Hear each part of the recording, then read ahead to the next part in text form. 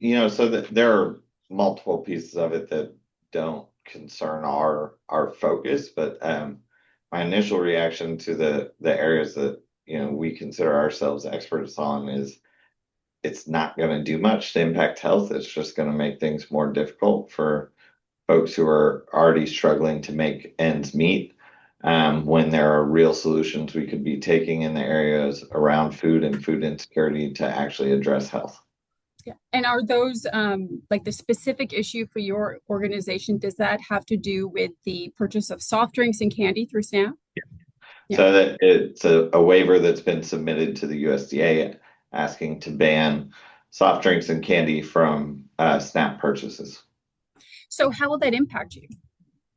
I mean, so we focus on food insecurity overall, right? And we actually work to help people access SNAP, get on SNAP, and we run a nutrition incentive program that matches SNAP dollars dollar for dollar to help them purchase fresh produce. It's actually one of the largest and most successful in the country.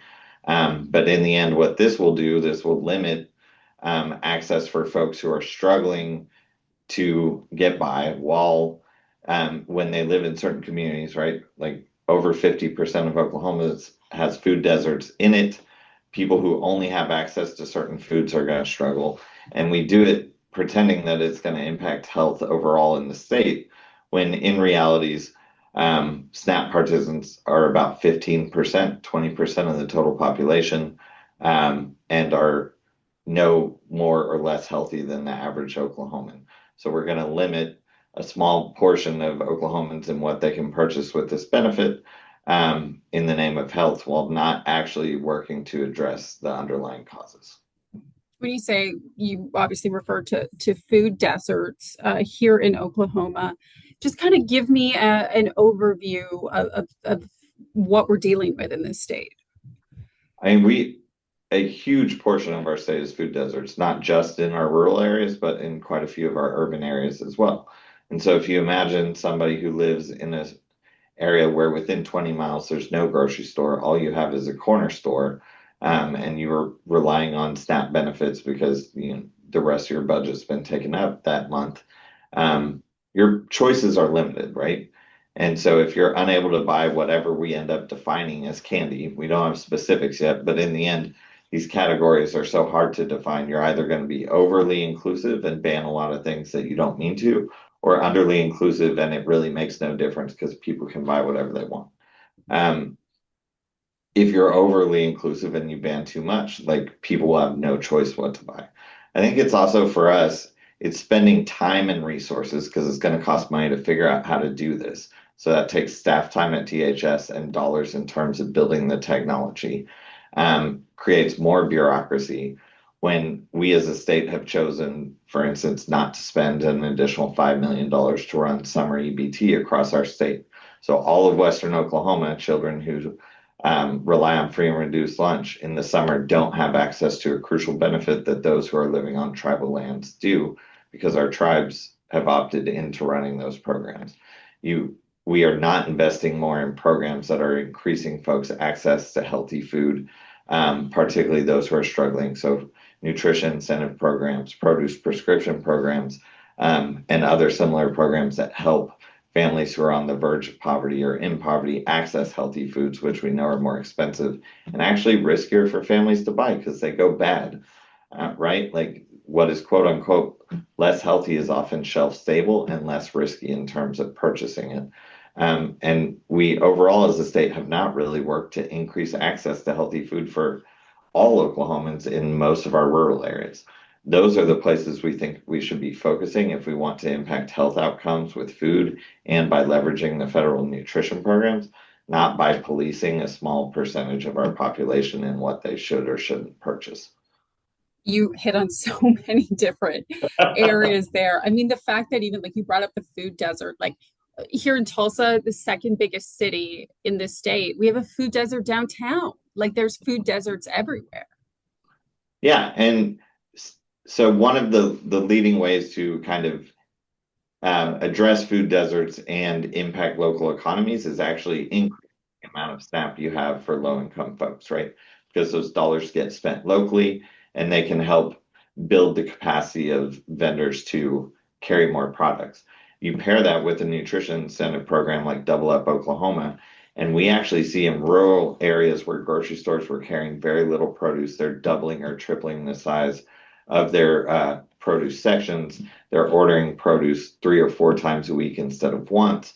Right? Like if we incentivize and we invest more, you're going to see much broader change than simply attempting to limit purchases, which in reality, what we know is SNAP users purchase unhealthy foods at basically the exact same rate as non-SNAP users, right? Like there's no difference. And so we're really just talking about what's become an easy target and a buzzword to act like you're impacting health when there's not a single study that shows that it does anything to impact health when you ban products from SNAP.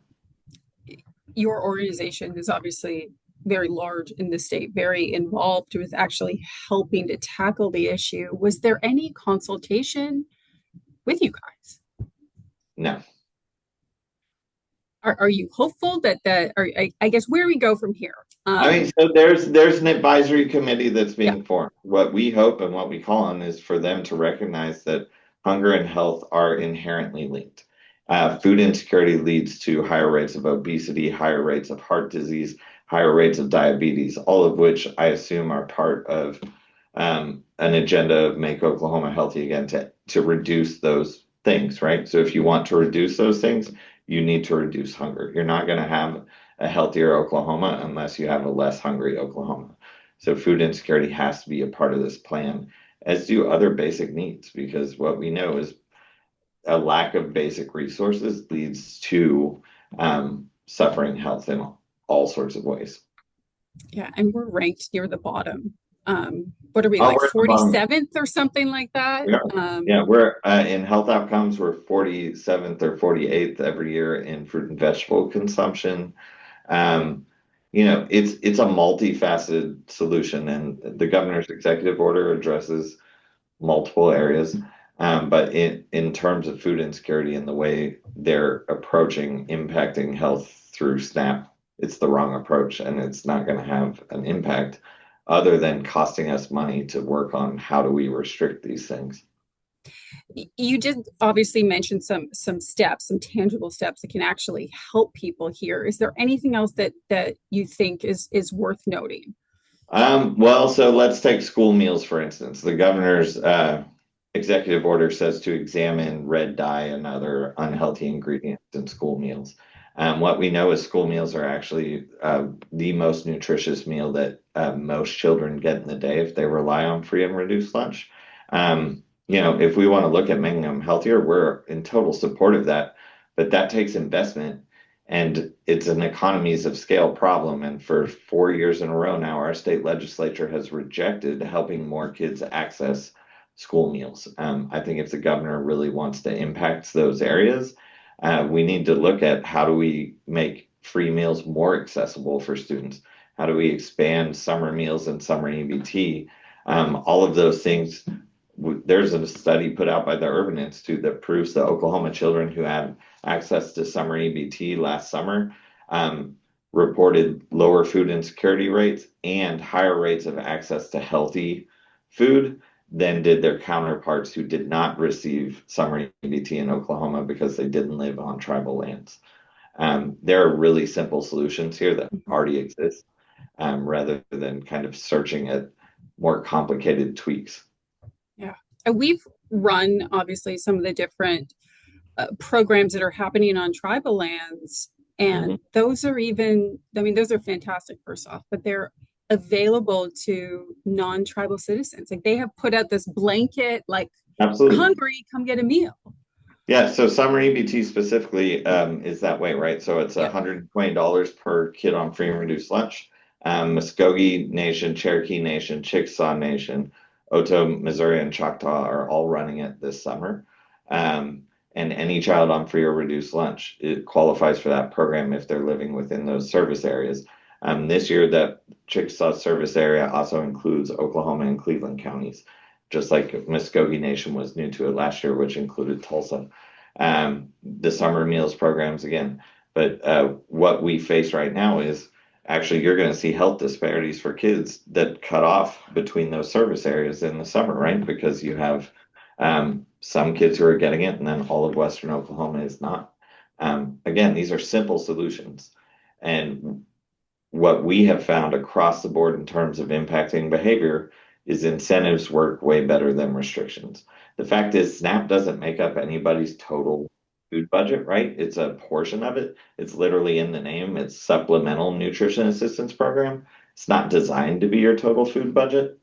Um, and so it, rather than by restricting SNAP, it honestly, what will happen is people will, buy other foods with SNAP. And if they want soda or they want candy, they will use the other portion of their budget that goes towards food for those things.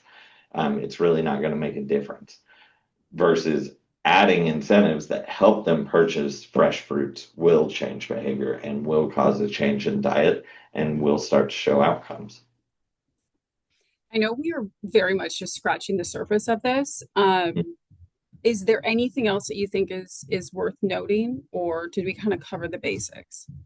I mean, if there's nothing else that people take away from this is Yeah. you can't talk about health in a vacuum and just pick your choices, right? So food insecurity is inherently tied to health, as is housing, as are lots of other basic needs. And if we're going to have a comprehensive plan to make Oklahoma healthy again, it needs to look at those issues. And we right now federally are talking about making our state pay way more towards SNAP benefits, which our state will struggle to do already. Um, and if we are not taking seriously the importance of these programs in addressing health, I think we're at risk of them getting cut or losing them while we're focusing on more flashy kind of talking point issues like restricting what people can purchase.